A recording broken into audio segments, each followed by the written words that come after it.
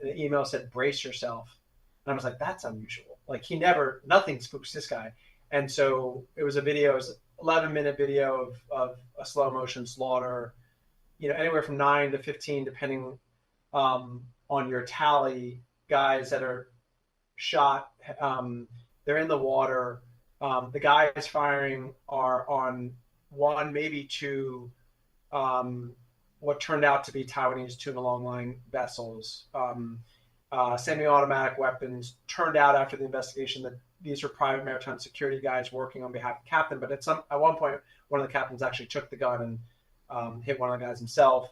But the footage is chilling, not just because you see these guys that are kind of trying to get away and they're clinging to what looks like wreckage. It was a D-Howe that had been rammed. But also because at the end of the video, whoever is filming turns the camera on his buddies and they all sort of rejoice in selfies. They kind of like, this kind of carnal rage over the shooting spree they just had, which is just a new depth of darkness. How can I help? How can I be useful in ending needless suffering? Do not be afraid of work that has no end. We have to organize a social movement. We have an opportunity to lead by example versus just talking, hot air. I think the more people in this fight, the more we grow. Eventually it could change. The people are the ones that can make the change. Welcome back to Change Agents, an Ironclad original presented by Montana Knife Company. Today, we are going to be talking about murder, slavery, and crime on the open ocean. And my guest to help dive into this topic is Ian Urbina. Ian is a Pulitzer Prize-winning journalist and the director of the Outlaw Ocean Project. There are more than 50 million people who work at sea. Globally, as many as 128,000 fishermen face threats of violence, debt bondage, excessive overtime, and other conditions indicative of forced labor, according to the UN's International Labor Organization. 99% of crimes committed in international waters go unreported. And that's probably the best entry into this episode.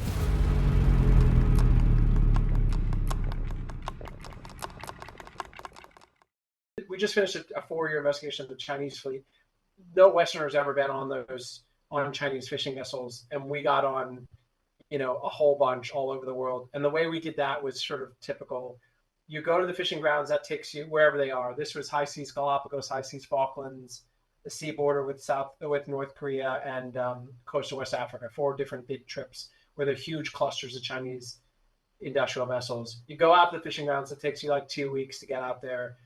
You get out there, you're looking at 50 to 250 vessels in a 50-mile radius. These are big ships. You're in a big ship because you're on the high seas. You can't be otherwise. You radio bridge to bridge. So I have a videographer in this case who speaks Chinese. He gets on the radio, introduces himself. Hey, we're journalists. We're making a film. We want to document the work you do, how dangerous it is, how important it is, how difficult it is. We're not going to say end human trafficking and other crimes you're engaged in. We're not going to say that, but we're also not going to pretend like we're anything but journalists. So we make radio contact, and he says, fine, whatever. And we just say, hey, look, we're going to be in the area. We don't want you to get spooked. We're going to be filming you, and here's what we're up to. Fine. Day 2, you get back on the radio. How's it going? Blah, blah, blah. You just do small talk. We're still out here. Day 3, you actually get in a small boat, a skiff, and you get closer. So you're not 800 meters away. You're 400 meters away. Line of sight. My guy's waving on a handheld radio to the captain. Captain's up on the bridge. He now sees us.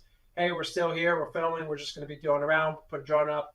Just want to say hi, blah, blah. We do that a couple days in a row. Then you drop the question. The question is, hey, it's going on day 7, whatever. Any chance we could come on board?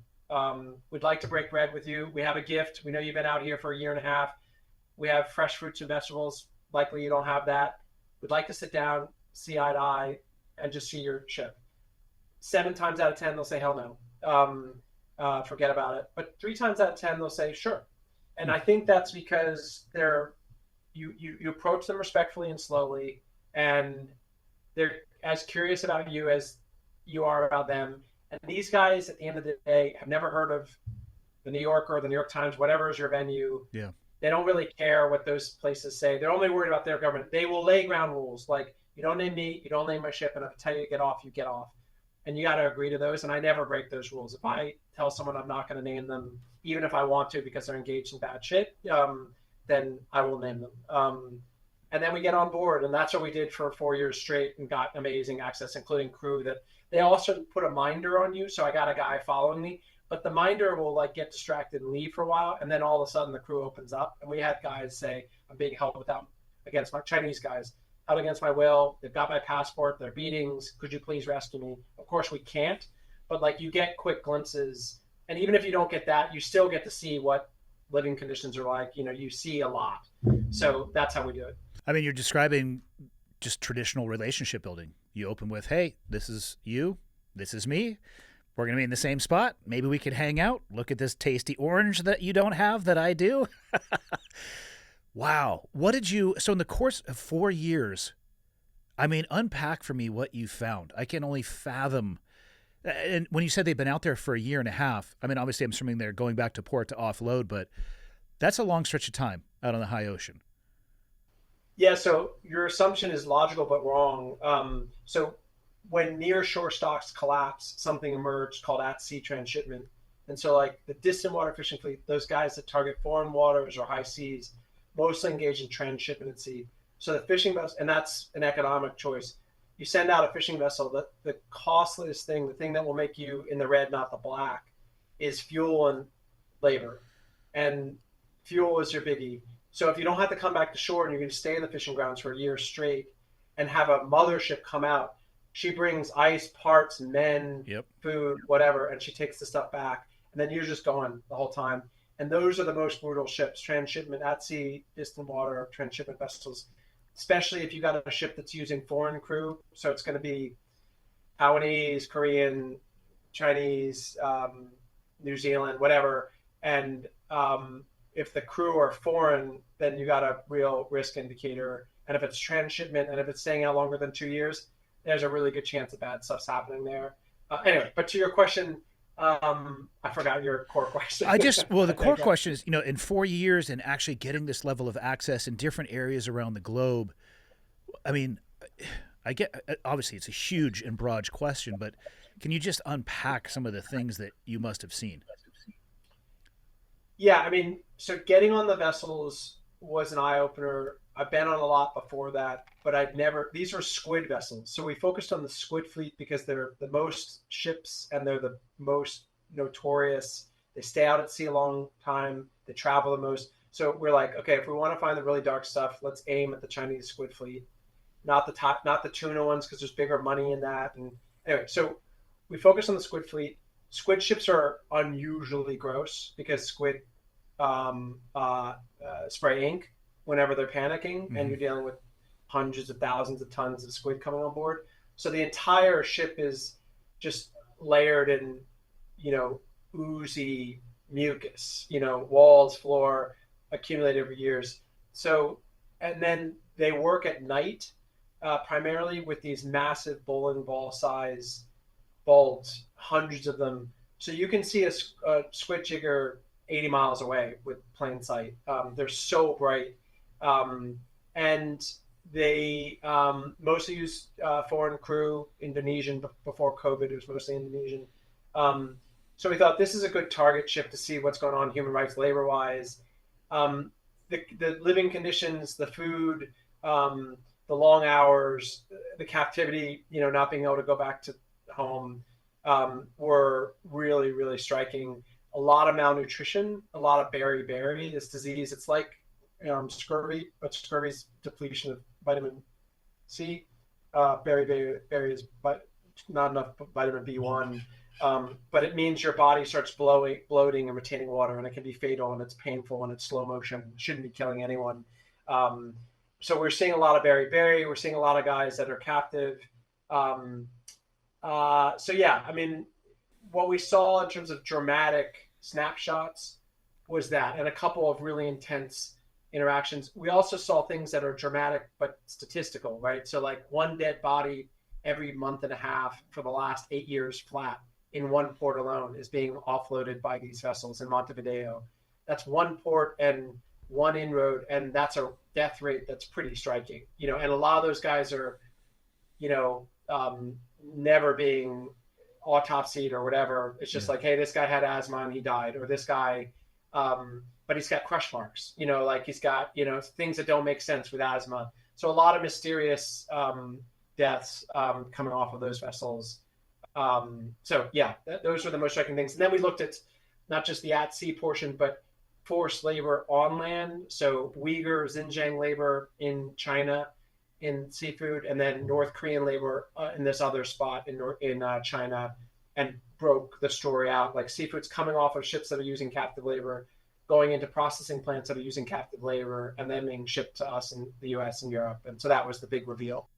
How does that forced labor cycle end for the people that are trapped in it, whether on a vessel or on shore? Is it a certain amount of time and then they're passed along when they're no longer useful? I mean, is there even a light at the end of the tunnel for them?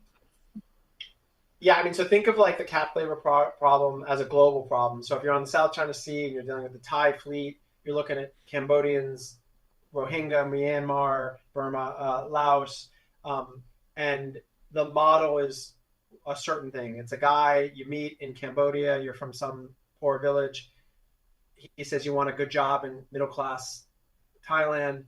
I don't have any money. Sure, don't worry about it. Meet me here on Saturday, get in the back of the truck. I'll drive you across. You accrue a debt. He sneaks you into the country. You think you're going to a construction job.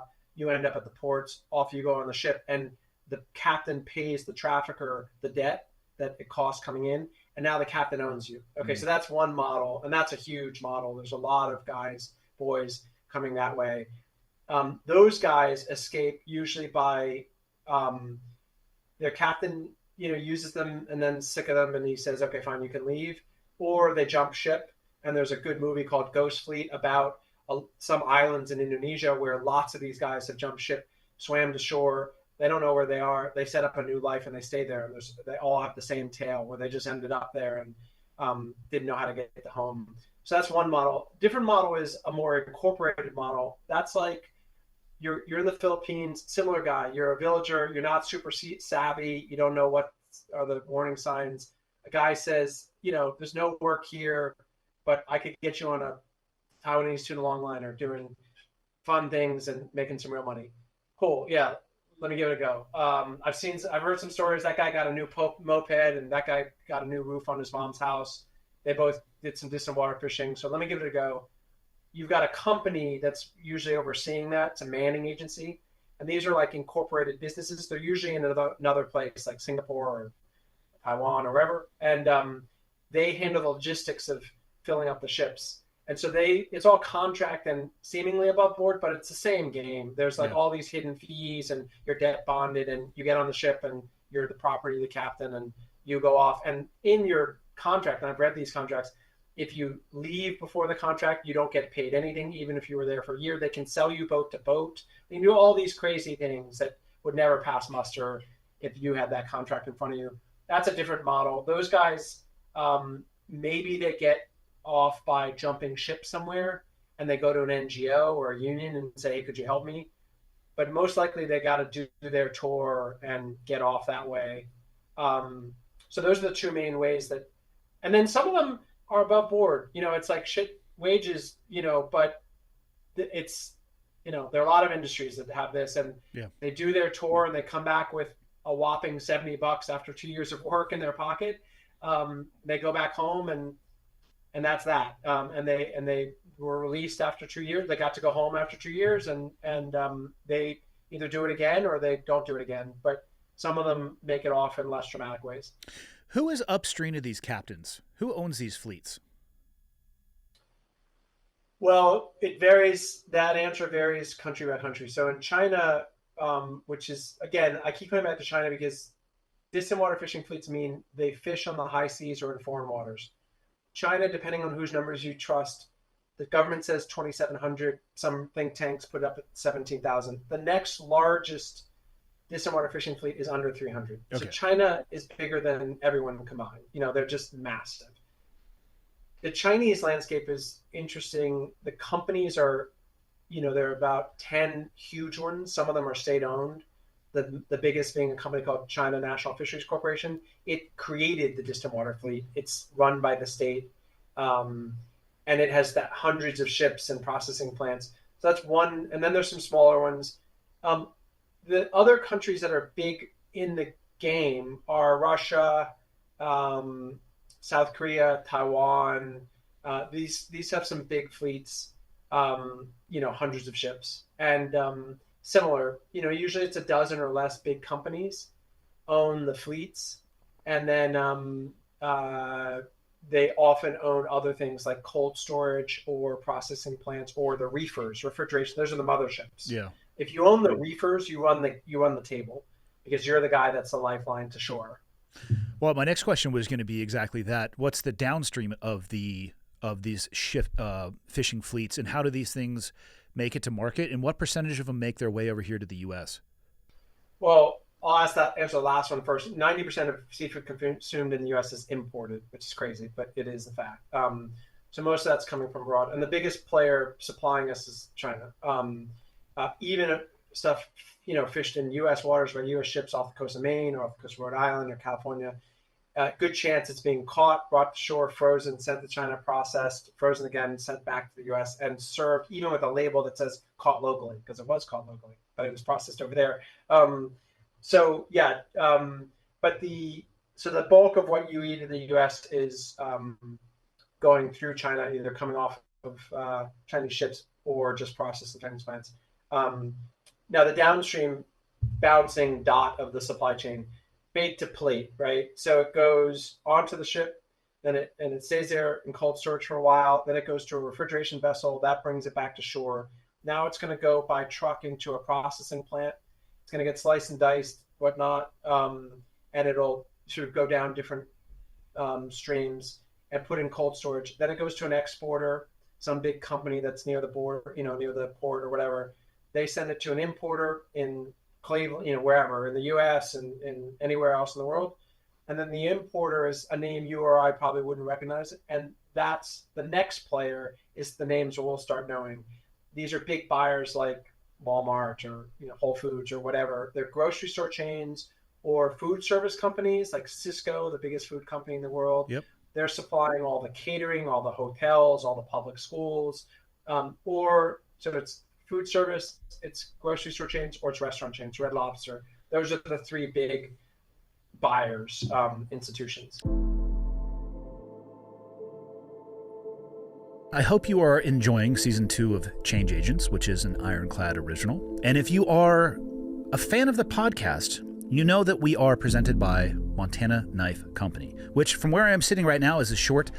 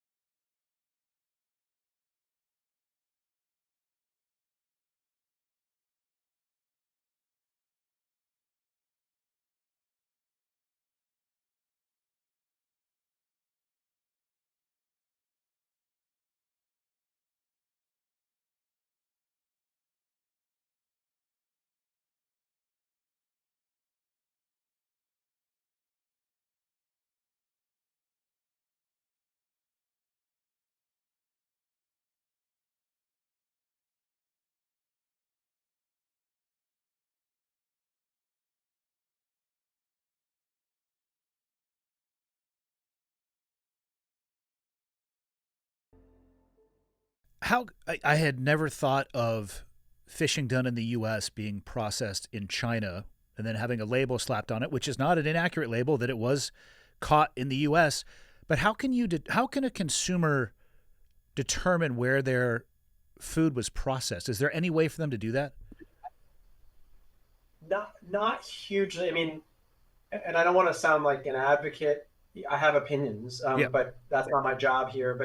But I think like there is some just journalistic factual truth in the notion that local, like if you want to protect yourself against whatever is the thing that worries you, slave labor or environmental issues or whales or dolphins or whatever, like the shorter the supply chain, and this is true with diamonds or Nike shoes or T-shirts or shrimp, like the shorter the supply chain, the less room for hidden darkness, so to the extent that you can choose things that are locally on offer, and you can buy local, then you're going to insulate yourself from these big worrisome things. If you want to, and you need to, maybe for price reasons, buy stuff that's processed in a big brand, it's pretty hard with seafood to know where it actually got processed and whether it's devoid of crimes. Wow. Now, I know I'm going to spend the vast majority of my day for the rest of the day doing is Googling the seafood that is currently in my freezer right now. Good luck with that. I know. Well, it sucks. And I don't want to put on a conspiratorial hat, but I also feel like a lot of those larger brands don't want you to know that, so they obscure it intentionally. Yeah, I mean, my outlook on that is it is by design. So I think the industry is happy with not knowing. It's plausible deniability built into the structure. So I don't think they're like, I mean, I think sometimes they actively block that you or me or lawmaker so-and-so or NGO such and such from being able to piece together the supply chain so as to make theirs. Sometimes they do. The lobbyists are on Capitol Hill and they're like, hey, there's a new law that's going to require that you have to report this kind of information. And their lobbyist goes into Congressman so-and-so and says, don't pass that law. Like that stuff happens every single day. So they're actively blocking accountability and tracing, sure. But the bigger phenomena, that's the rarity, is no one has pressed them, and globalized economies, that's the beauty of them. Like they're globalized, so stuff is moving around and it's hard to trace it. And in that difficulty, all sorts of efficiencies like are integrated. So we can get that stuff cheaper by going here. And if we don't ask too many questions, then we're going to get a lot of cheap stuff, but the don't ask any questions is where the journalists like you and me hopefully come in and say, wait, we're here to ask some questions. Yeah. And are we okay with the answers now that we know them, which is, there's slave labor or horrific, antibiotics in your shrimp or whatever, things that you didn't want us to ask about. I was jumped a few years ago at a gas station. What are some easy to use self-defense techniques?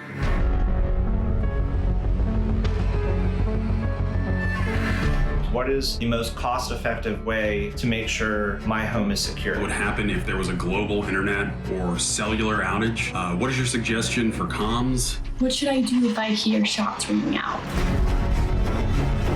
Or what I should do if there's a major terrorist attack. How is your faith tied in to being a protector? Is there a moral case for taking a life? What is your recommendation on critical EDC? What should I have? What's the best? What should I do? What does that look like? What would you recommend? Is there anything I could do?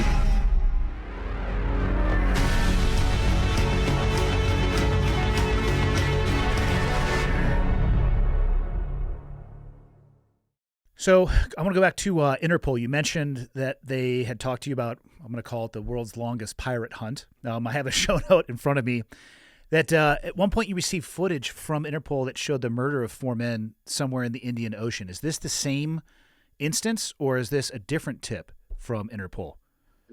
Separate incident. So yeah, different source at Interpol, early stages, guy I've known a long time, ex-military, ex-law enforcement, now was then at Interpol.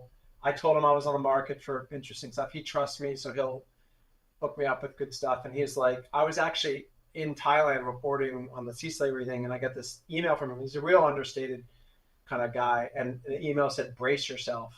And I was like, that's unusual. Like nothing spooks this guy. And so it was 11-minute video of a slow motion slaughter, anywhere from 9 to 15, depending on your tally, guys that are shot. They're in the water. The guys firing are on one, maybe two, what turned out to be Taiwanese tuna longline vessels. Semi-automatic weapons. Turned out after the investigation that these were private maritime security guys working on behalf of the captain. But at one point, one of the captains actually took the gun and hit one of the guys himself. But the footage is chilling, not just because you see these guys that are kind of trying to get away and they're clinging to what looks like wreckage. It was a D-Howe that had been rammed. But also because at the end of the video, whoever's filming turns the camera on his buddies and they all sort of rejoice in selfies. They kind of like, this kind of carnal rage over the shooting spree they just had, which is just a new depth of darkness. So I got the video and thought, whoa, this is a great tip, because you've got the culprits or witnesses, you've got footage, you've got clear murder. Those guys are not a threat anymore. They're guys in the water on the ship. These are huge ships. Even if they were pirates, which was the initial BS line I got from law enforcement, they were not a threat at that point. They were just, dudes in the water. So this was like a no-brainer murder of multiple guys on footage, and we got faces of folks who were on scene. And if I dig at this, which we did for multiple years, I bet you we could figure out what the ships were, because there are ships in the background. We could zoom in, we could get their IMO numbers. So we did that. So I started an investigation on that one in the New York Times, put that on the front page, and then stuck with the investigations. And 7 years later, they caught. We stayed involved with law enforcement, et cetera, and ultimately wrote a story after I left the Times for the Washington Post, where the captain had been caught, prosecuted, and sent away for 20 years. And that was sort of the arc of that whole investigation. It took a long time, but a different tip. What do you think would have happened had media not gotten involved in that and told that story? Do you think it would have just gone unreported? No, I mean, this is a lob for an alley-oop, sure, I think that journalists matter and we have a good role to play often. In this case, for sure, like that story would not have, it was on the dark web. Some people in the space knew of its existence, but there's no way the Taiwanese prosecutors would have ever taken the case, arrested the guy. I mean, when I was even just, had we only put it on the front page of the New York Times and walked away, it wouldn't have resulted in a prosecution. It's only because we spent the next 4 years banging them the drum and coming back to them and putting stuff out and saying, hey, so you still haven't called the guy in? You know the name of the captain. You haven't questioned him? How is that possible? Well, he's at sea and it's difficult, and he was in international waters, so we don't know if we have jurisdiction. These sorts of roundabout questions. But because we stuck with it for multiple years, that ended up in a prosecution. Who does have jurisdiction in international waters? Good question. Depends on the thing that your jurisdiction over what. A guy gets murdered on the ship. It's the flag state. So if that ship's, it's the flag of the ship. But again, a guy gets murdered 10 feet from the ship in the water. Depends on how he was murdered. If he was murdered by another dude in the water, stabbed in the head, real tough to call that one. If he was murdered by a guy firing a gun on the, see what I'm saying? So it really depends on the thing.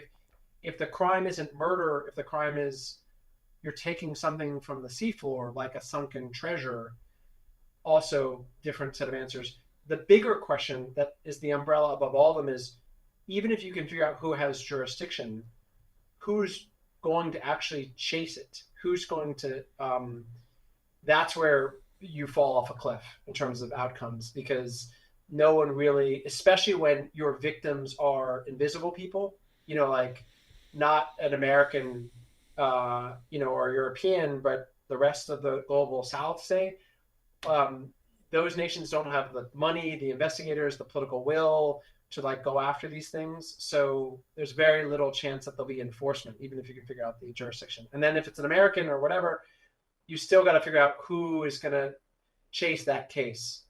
It's not clear what like law enforcement Interpol doesn't prosecute crimes. They just hand information between agencies. And then who else are you dealing with? Well, the only scenario you might, since you're a rich person, your brother was on a crew, he disappeared, you got money, you hire a PI, you hire, you can buy your way into the game that way. This week on Borderland, an Ironclad original, Vince talks to former special agent for the DEA, Derek Maltz. If you had a massive flood in your house because the pipe upstairs broke and the water was flowing into your ceiling, your sheetrock was falling, what's the first thing you have to do? Shut off the main valve. So right now, ladies and gentlemen, the main valve for the fentanyl poisoning crisis is the Mexican cartels and their labs in Mexico producing poisonous substances. You certainly don't want to see all these kids going to have funerals and the families have devastated for life. Watch Borderland every Monday wherever you get your podcasts and on YouTube at This Is Ironclad. You also mentioned piracy earlier, and you mentioned it in the terms of Somali piracy, which, especially in my old job, and I think a lot of people would recognize that because it makes the news. There's certainly other versions of piracy than just that. And I'm curious if you have any, or if in your reporting you've come across the floating private security operations that piracy has kind of spawned. I'm curious if you could break down how, there's action, reaction, and I'd love to hear your thoughts on how that has developed. Yeah. No, I mean, did you ever get in that space? I did not personally ever work in that space, but let me tell you, there is, I'm not going to call it a direct pipeline, but there is certainly an avenue for people with my background going into that space. Yeah. No, so I mean, it's a fascinating space. And what I'll say is, on balance, if you look at the height of piracy, Somali piracy, that version of it, 2008, 2010, it's not the 5-6 governments that came together and said, we're going to start cleaning it up and patrolling. That's not really what turned the tide. It is the emergence of this industry, for better and for worse. Like 4 guys with guns on a Maersk ship as it rolls through a rough neighborhood is what turned that issue around. Now, so kudos on that. At the same time, that whole industry emerged way out in front of the law and regulation in a space that already is tough to. So how those guys do what they do, and does anyone check over their shoulder that was a legit kill? Like, these are, that's where it gets really thorny, right? When folks get killed out there, they're always going to say they're pirates, just like this slaughter that the first thing they want to say, oh, those guys are pirates. They weren't, they were fishermen. And they can be the same person. But this was not a piracy case. So I spent some time, and actually was about to head back to the Red Sea to do a revisit on these floating armories. You probably know them. If you're, so this is the private maritime security market emerged, and it consists of guys with guns. Mostly, the most of them are American, Brit, Australian, Pakistani, Sri Lankan, interesting large number of them, South African. They usually have done a couple tours. They know what they're doing, and now they're kind of branching into this private space. They are usually assigned to 2 to 4 man teams, and they do a tour when a ship is traveling through a rough zone. Now, a lot of heat came on the industry because when the boat carrying those guys with their weapons wanted to come into port, international waters, a lot of those countries were like, no, your guys are not coming into our national waters with your guns. Yeah. So in some places, like in Kenya, they were like dumping them overboard. It was cheaper to just trash the guns and buy new ones. But then these floating armories emerged, which are these weird boats that are one part bunkhouse, one part arms depot. And I spent some time on them, and they're big floating vessels. They're on the high seas, usually a couple miles outside of whatever national line. And they're situated in just a spot where a big vessel is going to enter a rough neighborhood, or it's just leaving a rough neighborhood. And on there, you might have anywhere from 40 to 200 guys, and they wait for their tour. They get dropped off on the armory. They check their weapons. and then they stay there, they get fed. And so I was like, oh, well, that's the place I got to go. If I could get on one of those, I get access to a lot of these guys. I can hear what their experience is, and I can just see this weird, it's like the bar room in Star Wars. It's like this weird, funky place. Great analogy. And so I spent a bunch of time on them, and it was amazing. It was fascinating.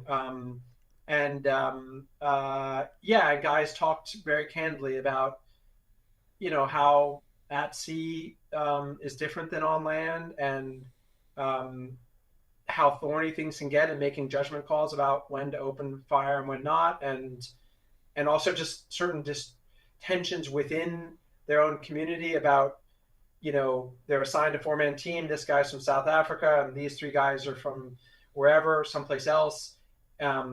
Whether there's trust between them, that kind of thing. Whether 4 guys is enough to cover an entire mare ship, which is the size of 2 football fields, like all this sort of stuff. Some of the arms the guys bring that don't even work.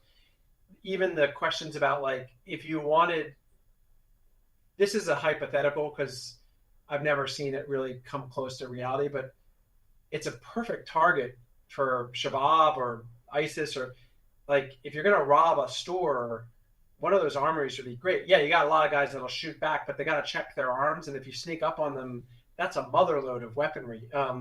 So I've always wondered, like, when is that going to happen? That, one of these armories in the Red Sea is going to get attacked so that they could get all the arms, but it's never happened that I know of. But yeah, so the scene is really calmed down a little bit. Obviously, the Houthi thing in the Yemen situation has kicked it back up, and that's why I was going to head back out with one of those guys I met on the first reporting of that, a private maritime security guy who runs his own little firm. He was going to take me out to a bunch of armories. I just needed a break from travel, so I stepped back. But it's a really fascinating scene. And what's interesting is, I don't know how your age, but it's a lot of guys like my age. I'm 52, and a lot of these guys are from 40 to 55, and they're kind of just like eking out the last phase of earnings. Well, the military is a great thing for a lot of people. You can come into any branch of the military, you're going to get vocational training, you're going to get job skills. If you go into the special operations pipeline, you get an immense amount of training. You get incredible equipment. But finding a role in the civilian sector that you can kind of just seamlessly transfer into, a lot of people will look at law enforcement, which is a completely different job, and you need to go to an academy, and you need to understand things like rights, that are a little bit different than the execution of warfare. I think you need to have an understanding of that to be a police officer. That's right. Yeah. Depends on which department. Yeah. It's hit or miss sometimes. And then there's jobs like this and I've seen, I know some people who have done those roles. The stories that some of them have are wild. And I always take stories from anybody with a grain. It's probably, if there's story A and there's story C, it's probably closer to story B. So there's an essence of truth. But it allows people to time out from a 20 or 25-year career and probably go do something that is less physically demanding for another decade or so. And, let their retirement, which I truly think the military should rephrase to the check we pay you until you find your next job, because I don't know anybody retiring on that amount of money. But it's an easy transition. It's very close. You're back on the water. For the SEAL world, that's SEAC is the first part of it. So it makes sense, but yeah, you also might end up with a cast of characters that would be better off putting it down and redefining themselves somewhere else. But then they don't, and then 15 years down the road, they're still faced with that same conundrum. Yeah. No, I think also the psychological issues are interesting in that, on the one hand, I think one of the drivers of guys going into that work is it's structured like the military is, and you don't have to figure out your schedule. You know what I mean? Like it's like you're used to that kind of lifestyle, and this will have that on a ship. It's a very structured place. So that's attractive. And you also get to leave the chaos of landed life and all the burdens of that, and you're out at sea. Great. But the flip side is there's this, I think the corrosive thing that really gets at these guys is the boredom. Like it's most of the time you're not doing anything. Yep. And that really can drive you insane. And I saw that on armories. These guys were just like, I don't know what else to do. This is all I know how to do. I'm only going to do this, but I hate it. Yeah. And it's partially not because they killed someone, but because they're just bored out of their skull and lonely. And I think that's really a big through line for that work. In my experience, oftentimes those people turn to particular hobbies, and I'll call them drugs and alcohol. And it can get a little bit wild. Yeah, exactly. It's like, a lot of weightlifting, a lot of, like shadow boxing and, just something to keep you sane. Ladies and gentlemen, today's episode is also brought to you by MTNTOUGH. It's a unique functional fitness program that is, of course, supported by hunters and SEALs and Rangers and those from the special operations community. But that is not my favorite part of the MTNTOUGH system or program. Although it was developed with insights from the backcountry hunter and veteran special operations community, there is an emphasis on more than just physical strength, which I believe to be essential. It is also about building an unbreakable mind. It is easy to build muscles from the neck down. It is far more difficult to build muscles from the neck up and the resilience between your ears. The MTNTOUGH app provides the best functional fitness program directly to your phone, tablet, TV, or a web browser. So you really don't have an excuse to say, oh, I didn't know what I could be doing or should be doing, whether it's a program or inspiration or insight. It's all right there at the touch of your fingers. Some of you might be saying, well, I'm not a ex-special operations personnel. I'm also not a backcountry hunter. That's okay. For those of you who might not start out as an elite athlete, but you want to improve wherever you may be, MTNTOUGH is determined to push everybody's limits. And they're going to meet you where you are with thoughtful programming, helping you achieve elite status through progressive fitness focusing on longevity, injury prevention, and holistic development. It's a story arc from wherever you are, getting as close to elite as could possibly be. So what are you waiting for? You can join the global MTNTOUGH community right now. A community of people transforming their lives, bodies, and minds. Download the MTNTOUGH app today and start training to always be ready for whatever it is you're trying to be ready for the backcountry, for the mission, or just life's unexpected challenges. Because when it comes to being prepared, there's no excuse to not start now. You can use the code CHANGE, which I'm looking at all capital letters, one word, at mountaintough.com on the monthly plan to get your first month absolutely free after your 14-day free trial. That's 6 weeks free to dive in, test the waters, the programming, and make sure it's actually for you. What are you waiting for? You can change your life today. Be ready for the mountains, the mission, and just life in general.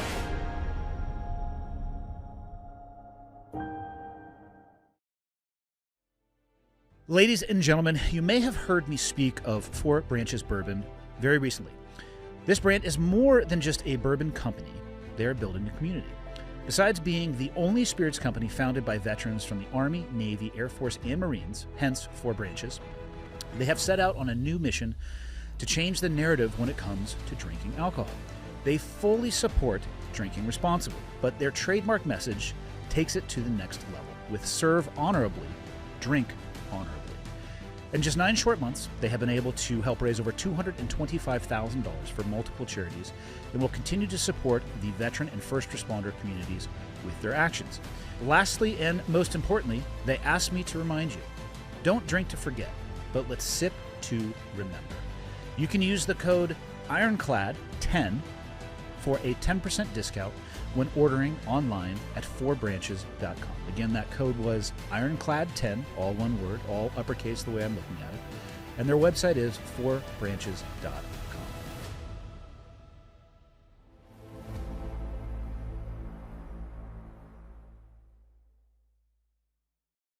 So I'm on the Outlaw Ocean website right now, and I just one of the articles that I'm looking at is Purgatory at Sea. It says off the coast of Italy, cruise ships are being repurposed as holding pens for migrants rescued from the Mediterranean. I have never heard of that until literally today when I was scrolling through your website. Could you unpack that for me a little bit? Yeah, so, the Mediterranean is this crazy throughway of very desperate folks coming from all over sub-Saharan Africa, the Middle East, Afghanistan, all over. A lot of them make their way up to North Africa, largest launching point, Libya. Some are leaving from other places, Senegal and Tunisia, etc. But Libya is the main place, largely because it's a failed state and there's a huge booming business of folks transporting folks. So we're talking about tens of thousands of people are launching and crossing the Med. That's 100 miles closest spit of land, Lampedusa, this island of Italy. So that's probably your first place. You're not going to end up in Malta or Spain or Greece, the other landing points, most likely if you're leaving from Libya. And anyway, so on the other side, you've got the Europeans, especially the coastal states, especially Libya, who are overwhelmed and none too eager to keep that door open. And so they're trying to figure out how to stop the flow. And during COVID, there emerged a legitimate and somewhat illegitimate rhetorical logistical solution, which was, well, there's this disease that's kicking everyone's butts and all these people coming in, we don't know if they're sick or not. So let's not let them touch land on the mainland. Let's keep them on these vessels. So they rented these 5, at that point, huge cruise ships which were just sitting around because no one was moving during COVID. So those companies were like, yeah, we'll be floating prisons or hotels for you.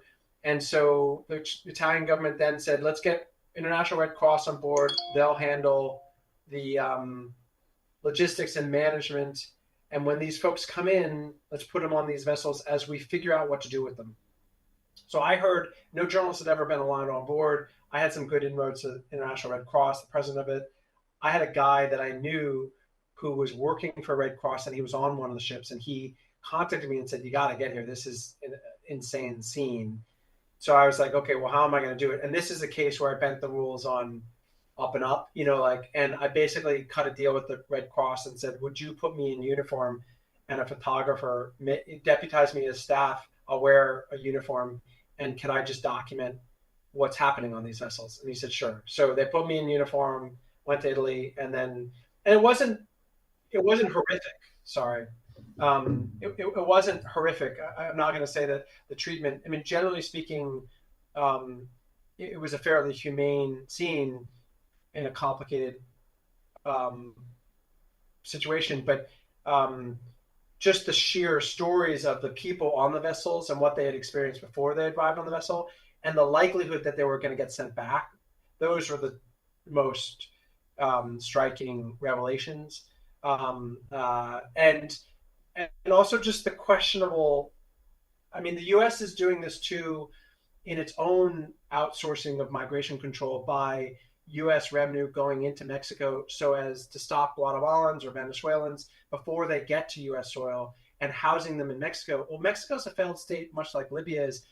If you're putting money in the pockets of those folks to do stuff so that we don't have to have our lawyers and our laws get mixed up in it, but they're essentially doing your dirty work for you, that's ethically pretty dodgy, And so that's a little bit of what the Italians are doing is they're keeping these guys off shore so that the journalists and NGOs and lawyers couldn't actually make sure that those folks were handled in accordance with international law or Italian law. Like they could just be handled quickly without all those busybodies, it was a softer version of the same thing that's happening in Libya. Now that's the really dark story. That's where we went next. After I did that story, all the stories were saying crazy stuff that was happening in Libya. And I was like, okay, we got to get to Libya to tell the other side of this story that's an Outlaw Ocean story because it's crossing the water.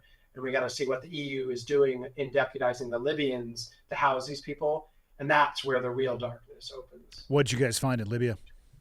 Well, I mean, spoiler alert, we were taken captive by a militia, and I was nearly beat to death and thrown into an invisible cell and only rescued by the U.S. government. Not your guys. We didn't get to that stage where you were sent in, but we were rescued by the U.S. government because my wife was on the phone when they came for me, and she heard the whole thing, and we initiated this huge plan where White House and State Department said, you're going to let that guy go. But what we found, more importantly than my story, way more important, was we were reporting on the way that the EU and Italy in particular is putting money in the hands of a failed state, Libya, which is really 3 different places. Southern Libya, outright war, and then Benghazi and Tripoli, 2 different governments don't recognize each other. And the EU has gone in with the Benghazi folks, and Tripoli was, sort of its own thing. And everyone is run by militias, like separate militias. So even the intelligence wing is one militia that doesn't listen to the attorney general, that doesn't listen to the president. These are all different rival militias. And so it's not really a country, So we reported on the migrants coming from all over that were getting stuck there and trafficked into horrific places, into these holding gulags. And we built this story around this one guy's tale, Ali Ukande, and kind of what happened to him. He ultimately was killed in a riot in one of these gulags. And on the final day, we put a drone up over the prison where he was held. And on the very next day, we were supposed to leave and go to Niger, where he crossed the desert. And it was that night when the militia said, go get these guys, and they grabbed my team, who were headed to dinner with armed guards, and they beat the hell out of the armed guards and grabbed them, hooded them, took them to the secret place. And then I was at the hotel doing work, and they came for me and did the same thing, and then kept this for a long time. I ended up, I'm a convicted spy in Libya. I had to sign all of us had to sign a confession that pointed at me as a spy, not a journalist, so as to be released from the country. But that was a really good story. And then we had one guy, we told the on land portion, and then we had one guy that I put on a 5-week embed with Doctors Without Borders on a vessel in the Mediterranean. So he was at sea at the same time, and he filmed all of that process of scooping these folks out of the water right before the Libyans would get there and grab them first. And we made a doc film about that whole part, and that won an Emmy. So it was a really good line of reporting. At Ironclad, we've been able to develop a catalog of really interesting, compelling, successful series. It's everyone from a Fortune 500 brand like Caterpillar to people like Chad Robichaud or Derek Wolf. Take our learnings from what we've done and develop with those shows and bring them to our clients to make sure that they can get a service offering at Ironclad that they can't get anywhere else in the industry. One of the things I love about this series is that we kind of pick and choose topics or genres. And like I said at the beginning, 70% of the earth is ocean. People probably spend 0% of their time thinking about it.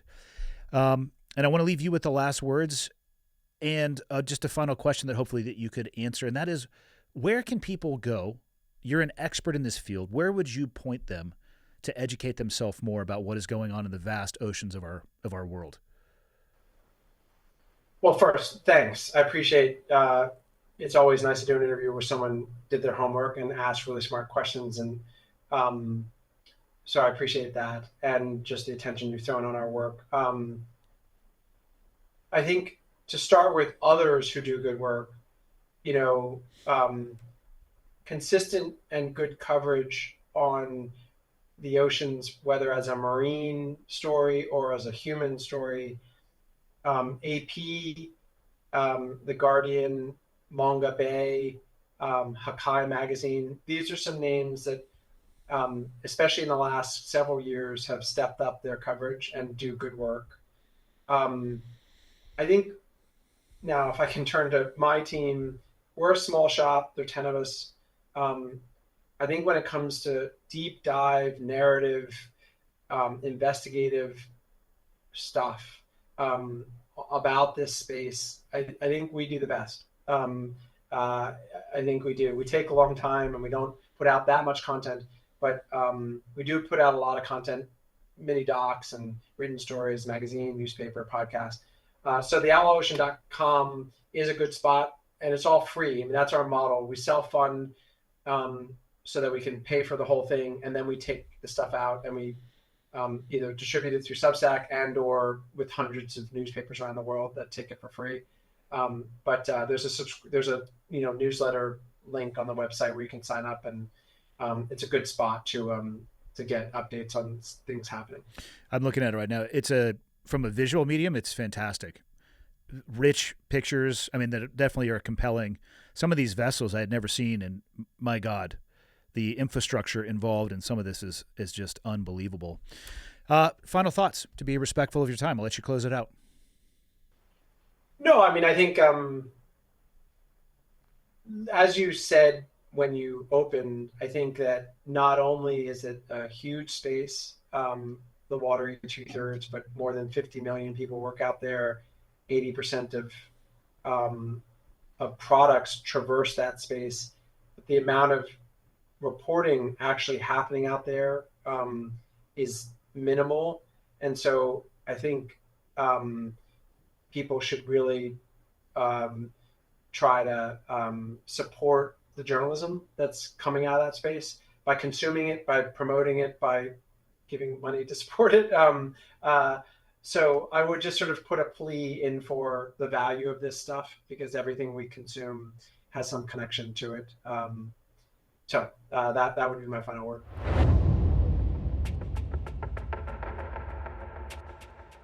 I hope you enjoyed today's episode. If you want to check out Ian's website, it is theoutlawocean.com. And if you want to get a hard copy or soft copy book, you can read his book, Outlaw Ocean. Thank you again for listening to Change Agents, an Ironclad original presented by Montana Knife Company. And we're going to be back next week with an all-new episode. See you guys then.